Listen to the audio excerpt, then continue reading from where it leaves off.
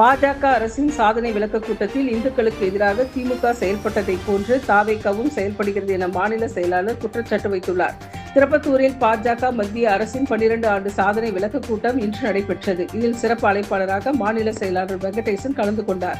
அப்போது நிருபர்கள் சந்திப்பில் அவர் கூறியபோது, பிரதமர் மோடி ஆட்சிக்கு வந்து இன்றுடன் 4,444 நாட்கள் ஆகின்றது என்றும், இதன் மூலம் அதிக நாட்கள் பிரதமராக இருந்த பெருமை மோடி அடைந்துள்ளார் என்றும் குறிப்பிட்டுள்ளார். அது மட்டுமில்லாமல் ஒரு நாள் கூட விடுமுறை எடுத்ததில்லை. கிட்டத்தட்ட 60 ஆண்டு காலம் காங்கிரஸ் ஆட்சி செய்ய முடியாத சாதனைகளை பிரதமர் மோடி செய்து முடித்துள்ளார் என்றும் அவர் தெரிவித்துள்ளார். காங்கிரஸ் ஆட்சியில் நாடு முழுவதும் பல்வேறு இடங்களில் குண்டுவெடிப்பு நிகழ்ந்துள்ளது. ஆயிரக்கணக்கானோர் இறந்தனர். அதனை காங்கிரஸ் ஆட்சியில் தடுக்க முடியவில்லை. பிரதமர் மோடி பொறுப்பேற்ற பிறகு வீடு இல்லாதவர்களுக்கு பிரதமர் திட்டத்தில் இலவச வீடு கட்டி கொடுக்கப்பட்டது. விவசாயிகளுக்கு 4 மாதத்துக்கு ஒருமுறை கௌரவ நிதி வழங்கப்படுகிறது. எல்லா வீடுகளுக்கும் சல் ஜீவன் திட்டத்தில் குடிநீர் விநியோகம் செய்யப்படுகிறது. இதுபோன்ற எண்ணற்ற திட்டங்களை மத்திய அரசு செயல்படுத்தி உள்ளது என்றும் அவர் தெரிவித்துள்ளார்.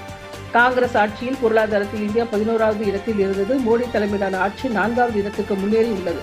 இவ்வளவு பெரிய மாற்றங்கள் வந்துள்ளது. வெளிநாட்டில் இருந்து அணு ஆயுதங்கள் இறக்குமதி செய்யப்பட்ட நிலையில் தற்போது ஏற்றுமதி செய்யும் அளவிற்கு இந்தியா வளர்ந்துள்ளது. மேலும் தமிழகத்தில் டாஸ்மாக் கடைகளை ஒழிப்பதற்காக தாவேக அரசு கூறியது. ஆனால் திருப்பத்தூரில் இதுவரைக்கும் எந்த கடையும் மூடவில்லை. திமுக கொண்டு வந்த திட்டங்களை தான் இவர்கள் பின்பற்றுகின்றனர். அதேபோல் இந்துக்களுக்கு எதிராக திமுக செயல்பட்டதை போன்று தாவேகவும் செயல்படுகிறது எனவும் குற்றம் சாட்டினார். இந்த நிகழ்வில் மாவட்ட தலைவர் தண்டாயுதபாணி, மாநில SD அணி பொதுச் செயலாளர் பண்பு, மாவட்ட பொதுச் செயலாளர் ஈஸ்வரன், மாவட்ட துணைத் தலைவர் அன்பழகன், ஒன்றிய தலைவர்கள் சிலம்பரசன், ஜெகநாதன், ID பிரிவு மாவட்ட தலைவர் பழனி உள்ளிட்ட நிர்வாகிகள் பலரும் கலந்து கொண்டனர் என்பது குறிப்பிடத்தக்கது.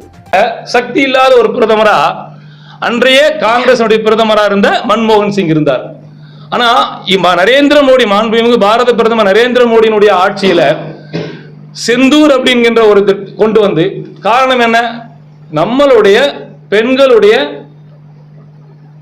சுற்றுலா போனவங்கள காஷ்மீர் பகுதியில் சுற்றுலா போன அதை படுகொலை செய்யப்பட்டார்கள். மத ரீதியாக கேட்டு படுகொலை செய்யப்பட்டாங்க. போய் நரேந்திர மோடி கிட்ட சொல்லுன்னு சொல்லி பண்ணாங்க. அதனுடைய விளைவா நாம் ஆரம்பிச்சோம், ஒரு யுத்தத்தை ஆரம்பிச்சோம். பாகிஸ்தான் சின்ன பின்னமாயிடுச்சு. இன்ன வரைக்கும் அவனால் எழுந்து நிற்க முடியல. எங்கெல்லாம் அவனுடைய முக்கியமான ராணுவ தளவாடங்கள் இருக்குதோ அங்கெல்லாம் நாம கொண்டு போட்டிருக்கோம். அந்த அளவுக்கு முதல் முறையா பாரத நாடு நாம திருப்பி அடிச்சிருக்கிறோம். திருப்பி அடிச்சது மட்டும் இல்ல, அவனால திருப்பி அடிக்க முடியாத அளவுக்கு நாம அடிச்சிருக்கிறோம். ஒரு வீரத்தை காமிச்சிருக்கிறோம்.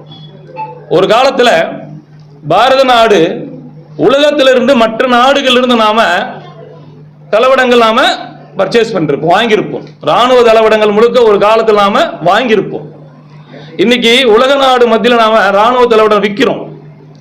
கிட்டத்தட்ட 100 நாடுகளுக்கு மேல நாம வித்திருக்கிறோம். அது அமெரிக்காவுக்கும் வித்திருக்கிறோம், ரஷ்யாவுக்கு கொடுத்திருக்கிறோம். கிட்டத்தட்ட பாத்தீங்கன்னாக்கா 1,30,000 கோடி ரூபாய்க்கு நாம இன்னைக்கு ராணுவ தளவாடங்களை விற்கிற அளவுக்கு நாம் வளர்ந்திருக்கிறோம். இதுதான் மாண்புமிகு பாரத பிரதமர் நரேந்திர மோடியினுடைய காலத்தினுடைய வளர்ச்சி. அது மட்டும் இல்ல, ஊழல் இல்லாத ஒரு அரசாங்கம். 12 ஆண்டு காலம் நரேந்திர மோடி 12 வருஷம் ஆச்சு வந்து. உங்களுக்கு எல்லாம் தெரியும், ஒரு காலத்துல ஒரு பெட்ரோல் பங்க் வாங்குறதுனா எவ்வளவு ஊழல், ஒரு கேஸ் ஏஜென்சி வாங்குறதுனா எவ்வளவு ஊழல், ரயில்வேல கான்ட்ராக்ட் எடுக்கிறதுனா எவ்வளவு ஊழல், போஸ்ட் ஆபீஸ்ல வேலை வாங்குறதுனா எவ்வளவு ஊழல், பேங்க்ல உத்தியோகம் வாங்குறதுனா எவ்வளவு ஊழல், பல ஆயிரம் பல 100 கோடிகள் வந்து போயின்ற சூழ்நிலை இன்னைக்கு எந்த இடங்களையும் ஒரே ஒரு சின்ன ஊழல் குற்றச்சாட்டு கூட இன்னைக்கு இல்லை. 12 வருஷம் ஆச்சு. பாரத பிரதமர் மேலேயும் குற்றச்சாட்டு இல்லை, மற்ற மத்திய அமைச்சர் மேலேயும் குற்றச்சாட்டு இல்லை. இன்னைக்கு கிட்டத்தட்ட 22 மாநிலங்கள் பிஜேபி கூட்டணியும் ஆட்சி நடக்குது. அங்கேயும் குற்றச்சாட்டுகள் கிடையாது. நம்ம சொன்னதெல்லாம் செஞ்சிருக்கிறோம். பாரதிய ஜனதா கட்சி ஆட்சிக்கு வரதுக்கு முன்னாடி நாம சொல்லியிருக்கிறோம், பிஜேபி ஆட்சிக்கு வந்தால் பாரத நாடு முழுவதும் மதக்கலவரம் இல்லாத, ஊழல் இல்லாத, வறுமை இல்லாத ஒரு நாங்க உருவாக்கும் சொன்னோம். உருவாக்கி இருக்கிறோம். 370 காஷ்மீர்ல ஒரு காலத்துல தெரியும், காஷ்மீருக்கு போக முடியாது. அங்க துப்பாக்கி சூடு தான் நடந்துட்டு இருந்தது. இன்னைக்கு சினிமா ஷூட்டிங் நடக்குது. இன்னைக்கு 370 எடுத்தாக்கா பாரத நாடு முழுவதும் ரத்தம் ஆறு ஓடுனாங்க. ஒன்னும் கிடையாது. 370 எடுத்தாச்சு. இன்னைக்கு காஷ்மீர் நல்லா இருக்குது. அதே மாதிரி அயோத்தியில் ராமனுக்கு அது ஒரு அவமான சின்னமா நினைச்சுட்டு இருந்தோம். அந்நிய படையெடுப்பாளன் அதை இடிச்சு தரமட்டமாக்கப்பட்ட இந்துக்களுடைய பாரத நாட்டினுடைய தன்மான சின்னமா இருக்கக்கூடிய அயோத்தி ராமனுக்கு நாங்க ஆட்சி வந்தாக்கா நாங்க ஆலயம் அமைப்புன்னு சொன்னோம். ஆலயம் அமைச்சிருக்கிறோம். எப்படி அமைச்சிருக்கிறோம்? அது கூட சட்ட ரீதியாக கோர்ட் என்ன சொல்லிச்சியோ, நீதிமன்றம் என்ன சொன்னதோ அதை வச்சு நாம இன்னைக்கு உலகத்தினுடைய மிகப்பெரிய பிரம்மாண்டமான ஒரு ஆலயத்தை நாம கட்டிருக்கிறோம். அந்த 370 எடுத்திருக்கிறோம். அயோத்தியில் ராமன் கோயில் கட்டிருக்கிறோம். ஏழைகளுக்கு நீ நிறைய பண்ணிருக்கிறோம். விவசாயிகளுக்கு நீங்க பார்த்திருப்பீங்க. நீங்க விவசாயிகளுக்கு மாதம் ஒரு வருடம் ஒண்ணுக்கு 6000 ரூபாய் இன்னைக்கு நாம கௌரவ நிதி கொடுக்கிற ஒரு அரசாங்கம் மத்திய அரசாங்கம். ஒவ்வொரு வருஷமும் நாம கொடுத்துட்டு இருக்கிறோம். 4 மாசத்துக்கு ஒரு முறை அவன் அக்கௌண்ட்ல எந்த விதமான சிங்கிள் நையா பைசா ஊழல் இல்லாம அவன் அக்கௌண்ட்டுக்கு போய் சேருது இன்னைக்கு. அது மத்திய அரசாங்கம் பண்ணக்கூடிய திட்டங்கள். அது மட்டும் இல்ல, நமக்கெல்லாம் தெரிஞ்சிருக்கும், நரேந்திர மோடி வந்ததுக்கு அப்புறம் ஏழைகளுக்கு வந்து பாத்தீங்கன்னா இலவச வீடு கட்டி கொடுக்கிறது. மோடி திட்டத்துல வீடு கட்டி கொடுக்கக்கூடிய திட்டங்கள் இன்னைக்கு பாத்தீங்கன்னா எல்லா இடங்களிலும் இருக்குது. அதுல கீழக்கிறவன் எவனா 1-2 ஊழல் போடலாம். ஆனா மோடி அரசாங்கம் பண்ண கிடையாது. எல்லாருக்கும் இன்னைக்கு பாத்தீங்கன்னா இலவச வீடு திட்டங்கள் நாம கொடுத்துட்டு இருக்கிறோம். கழிவறைகள் இல்லாம இருந்து ஒரு காலத்துல பாரத நாடு முழுவதும் போனீங்கன்னாக்கா எல்லா இடங்கள்லயும் கூட நம்மள கேலி பண்ணிட்டு இருந்தான். இன்னைக்கு அப்படி பேச முடியாது. இலவச கழிவறைக்கு நம்ம பணம் கொடுத்துட்டு இருக்கிறோம். மத்திய அரசாங்க திட்டத்தின் மூலமாக கொடுத்துட்டு இருக்கிறோம். இலவச வீடு கொடுத்திருக்கிறோம். இலவச எரிவாயு கொடுக்கிறோம். பெண்கள் வந்து கஷ்டப்படக்கூடாதுன்றதுனால கேட்ட உடனே அத்தனை பேருக்கும் இலவச எரிவாயு கொடுக்கிற ஒரு அரசாங்கமா நம்ம அரசாங்கம் வந்திருக்குது. இலவச எரிவாயு மட்டும் இல்ல, இலவச வீடு மட்டும் இல்ல, நீங்க பாத்தீங்கன்னாக்கா 20 கிலோ அரிசி ஏழைகளுக்கு அத்தனை பேருக்கும் கொரோனா காலத்திலிருந்து சிங்கிள் நையா பைசா கூட வாங்காம எல்லா குடும்பங்களுக்கும் 20 கிலோ அரிசி இன்னைக்கு மத்திய அரசாங்கம் கொடுத்துட்டு இருக்குது. ஒவ்வொரு குடும்பத்துக்கு கொடுத்துட்டு இருக்குது.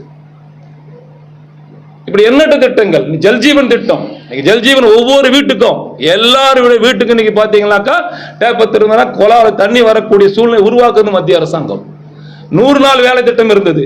அந்த 100 நாள் வேலை திட்டத்தை இன்னைக்கு மாத்தி 125 நாளா கொண்டு வந்திருக்கிறோம். இன்னைக்கு ஒவ்வொருத்தருடைய ஏழைகளுடைய வாழ்க்கையில முன்னேற்றத்துக்காக கொண்டு வந்திருக்கிறோம். இலங்கை தமிழர் பிரச்சனை எல்லாம் உங்களுக்கு தெரிஞ்சிருக்கும். ஒரு காலத்துல இலங்கை தமிழர் போகையுடைய எத்தனை பேர் சுட்டு இருக்கிறாங்க, எத்தனை பேர் செத்து இருக்கிறாங்க. மரியாதைக்குரிய பாரத பிரதமர் நரேந்திர மோடி வந்ததுக்கு அப்புறம் தான் தூக்கு தண்டனை 5 பேருக்கு கொடுத்தாங்க. தூக்கு தண்டனை விதிக்கப்பட்டவர்கள் எந்த நாட்டிலும் விடுதலை செய்ய மாட்டான். நாம் உடனடியாக விடுதலை பண்ணி வந்துருக்கிறோம். இப்படி உலக நாடு முழுவதா இருந்தாலும் சரி, பொருளாதார ரீதியாக உங்களுக்கு எல்லாம் தெரிஞ்சிருக்கும். 11வது இடம் மன்மோகன் சிங் இருந்த காலத்துல 11வது இடம். இன்னைக்கு 4வது இடத்துல இருக்கிறோம். நம்ம பொருளாதாரத்துல உலகத்தினுடைய வல்லரசு சொல்லக்கூடிய இடத்துல இன்னைக்கு 3வது இடத்துல இருக்கிறோம். நம்ம எவ்வளவு பெரிய மாற்றம். ஒரு காலத்துல கிண்ட கேலி பண்ணுவோம். துப்பாக்கி முதல் தோட்டா வாங்குறதா இருந்தாலும் கூட நாம வெளிநாட்டுல வாங்குறது போய் இன்னைக்கு வெளிநாட்டுக்கு ஏற்றுமதி பண்றோம். முதல்ல சொன்ன மாதிரி உணவு இன்னைக்கு ஏற்றுமதி பண்றோம். இன்னைக்கு எத்தனையோ நாடுகளுக்கு பாரத நாட்டில இருந்து உணவு ஏற்றுமதி செய்யப்படுது. உணவு இறக்குமதி நம்ம பண்ணல. இப்படி தொடர்ந்து எல்லா விதமான வளர்ச்சியும் பாரத பிரதமர் மாண்புமிகு நரேந்திர மோடி 2014 சாதாரண ஒரு கிராமத்துல பிறந்தவர், ஏழ்மை குடும்பத்துல பிறந்தவர். அவருடைய ஆட்சியில் இன்னைக்கு இத்தனை திட்டங்கள் சொல்லினே போனா ஏகப்பட்ட திட்டங்கள் இருக்குது. அதனால இந்த திட்டங்களை மக்கள் கொண்டு போய் சேர்க்கணுன்றதுனாலதான் இந்த பத்திரிகையாளர் சந்திப்பு ஏற்பாடு பண்ணிருக்கிறோம். புதியதா பொறுப்பேற்றுள்ள அரசு உங்க மத்திய அரசினுடைய சார்பில் 6 சிலிண்டர் வருடம் கொடுக்குறேன்னு சொல்லியிருக்காங்க. எப்படி சாத்தியக்கூறு இருக்கு? இந்த 6 சிலிண்டர் வந்து மத்திய அரசு தான் ஒப்புதல் கொடுத்தாதான் வந்து அந்த சிலிண்டர் வந்து நமக்கு வந்து தமிழ்நாட்டுக்கு கொடுத்துருக்கோம். எதன் அடிப்படையில் ஒரு வாக்குறுதி கொடுத்துருக்காரு?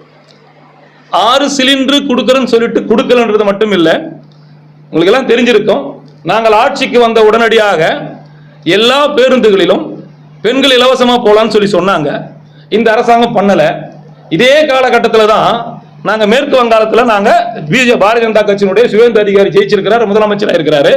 வந்த உடனடியே இன்னைக்கு பாத்தீங்கன்னா மேற்கு வங்காளத்தில் எல்லா பேருந்துகளிலும் இன்னைக்கு இலவசமா போகலாம். பெண்கள் அத்தனை பேருக்கும் எங்க வேணாலும் போகலாம், இலவசமா கொடுத்துருக்கிறோம். அது மட்டும் இல்ல, இவர் வந்தவொன்னு நான் 2500 கொடுக்கிறேன்னார். எல்லா பெண்களுக்கும் கொடுக்கிறேன்னார். மத்திய அரசுல ஊழியர்கள், மத்திய அரசாங்கம் மாநில அரசாங்கத்துல வேலை பண்ணக்கூடிய பெண்கள் தவிர மற்ற அத்தனை மகளிருக்கு நாங்க வந்து 2500 தரோம். நாங்க இது வரைக்கும் கொடுக்கல. ஆனா எங்களுடைய அரசாங்கம், மத்திய அரசாங்கம், மாநிலத்தினுடைய சுவேந்து அதிகாரி பங்களாதேஷ் மேற்கு வங்காளத்தில் ஜெயிச்ச உடனே நீ கொடுக்கிறாரு. உடனே கொடுத்திருக்கிறார். ஏன் இவரால் கொடுக்க முடியல? இவர் பொய் சொல்லி வந்தார். சிலிண்டர் அவரால் கொடுக்க முடியல. அவர் சொன்னதும் செய்யல, சொல்றது அவர் செய்யல. ஒரு பொம்மை முதல்வராக தான் செயல்படுறாரு, அதுக்கு பின்னாடி ஒரு லாட்டரி கும்பல் செயல்படுது அப்படின்னு சொல்லி அது எல்லாருக்கும் தெரியும். ஆதவ அர்ஜுனா யாரு? எல்லாருக்கும் தெரிஞ்சது லாட்டரி அதிபர் தானே. அவரு லாட்டரி விற்கிறது தானே. அந்த காசு தானே போயிட்டு இருக்குது. பல கட்சி மாறி வந்தார், எல்லாருக்குமே தெரியும். அதுக்கு முன்னாடி எதுல இருந்தார்? அவர் விடுதலை சிறுத்தையில் இருந்தாரு. அப்படி பல கட்சி மாறி வந்திருக்கிறாரு. அவர் வியாபாரம் பண்ணிட்டு இருக்கிறாரு. தெரிஞ்ச விஷயம் தானே. என்ன சந்தேகம் நடக்குது? சட்ட ஒழுங்கு எப்படி சார்? சுத்தமாவே இல்லையே. ஏற்கனவே இவங்க தானே சொன்னாங்க. இவதான் பாட்டு பாடினாரு, 10 ரூபா பாட்டிலுக்குனாரு, இன்னைக்கு 20 ரூபா பாட்டிலுக்கு வாங்குறாங்க. ஒயின் ஷாப் ஒழிக்கிறனாரு. எனக்கு தெரியல எந்த ஒயின் ஷாப் திருப்பத்தூர் போய் எடுத்திருக்காங்களா கடைங்க? ஒரு கடையும் எடுக்கல, எல்லா ஒயின் ஷாப் இருக்குது, அப்படியே தான் இருக்குது. ஆமா, டிவிக்கு எங்க பார்த்தாலும் இன்னைக்கு பாத்தீங்கன்னாக்கா முன்ன இருந்ததை விட இன்னைக்கு ரொம்ப மோசமா போகுது. அது சொன்னா என்ன பண்றாங்க, புதுசா வந்துக்கிறாங்க, 6 மாசம் நேரம் கொடுக்குறாங்க. எதுக்கு நான் 6 மாசம் கொடுக்குறேன்? 6 மாசத்துக்கு எல்லாம் முடிஞ்சதுக்கு அப்புறம் 6 மாசம் என்ன சொல்றது, குற்றம் கூட சொல்லாம இருக்க முடியாது இல்லையா? திமுக அரசு கொண்டு வந்த திட்டங்களை தான் வந்து இப்ப தாவேக அரசு செயல்பட்டு வருது. ஆமா, திமுக கொண்டு வந்த திட்டம் தான் என்னன்னு கேட்டீங்கன்னாக்கா, இந்தி எதிர்ப்புன்றது இவங்களும் பண்றாங்க. கயிறு கட்டினா தப்புன்றாரு. திமுக என்ன வந்து இந்துக்களுக்கு எதிராக இருந்ததோ, இந்த நாட்டுக்கு நீட்டுக்கு இந்த மாதிரி விஷயங்கள் இவரும் அப்படிதான் இருக்கிறாரு. ராகுல் காந்தி